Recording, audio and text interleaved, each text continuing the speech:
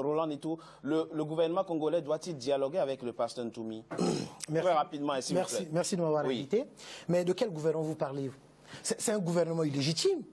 D'abord, pourquoi je le dis très clairement? Mais l'origine du conflit, c'est quoi? Le problème, ce n'est pas M. Ntoumi. Le problème du Congo a toujours été M. Sassou, qui est le bourreau du peuple congolais. Pourquoi j'évoque cela? C'est par rapport au référendum que le peuple n'en voulait pas.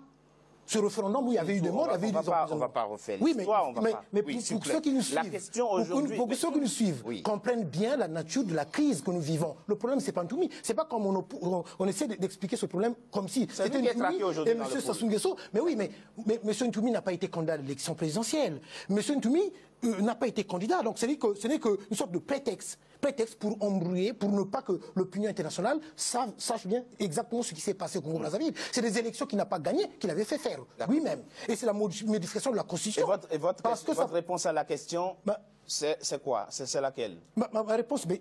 Faut-il dialoguer aujourd'hui pour sortir le pôle de cette situation dans laquelle il est plongé, ce département de votre pays? Dialoguer, M. Ntoumi, je crois que si je suis bien, je comprends bien, il avait d'abord revendiqué ça depuis longtemps. Mais si on regarde bien, c'est eux qui n'ont jamais voulu dialoguer, mais parce que d'abord, pourquoi? Mais d'abord, dialoguer envers un pouvoir qui est illégitime, illégal. M. Sassou n'a pas gagné des élections. Aujourd'hui, le peuple congolais le vit mal.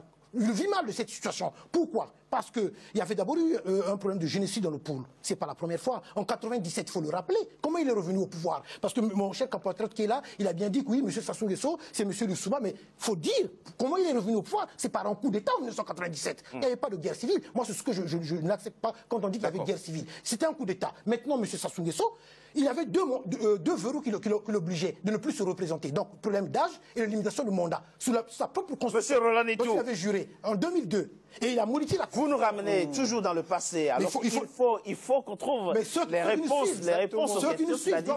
Comment sortir de la crise actuelle du pôle? J'en viens. Mais pour que ceux qui nous suivent comprennent bien la nature de la crise. Pourquoi? Maintenant, pour sortir de cette situation, c'est simple. Il faut d'abord autoriser les ONG qui se rendent à l'intérieur de la région de Poul.